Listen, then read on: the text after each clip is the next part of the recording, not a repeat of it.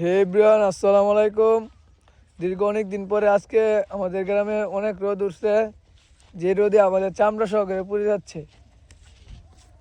এই দেখেন আকাশের অবস্থা, প্রচন্ড রোদ।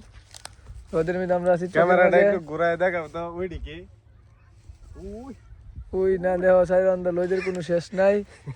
হুদাই ফারার মধ্যে আমরা আছি। হুদাই ফারার মধ্যে এত রোদ, সেই রোদ কখনো থামানো যাবে না, বুঝছো?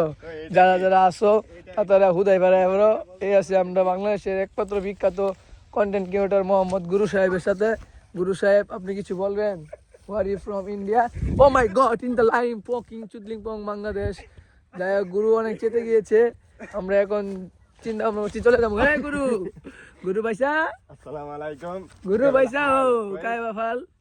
ইয়া চলো, আমরা আজকে যাচ্ছি গিয়া হুদাইপাড়ার থেকে।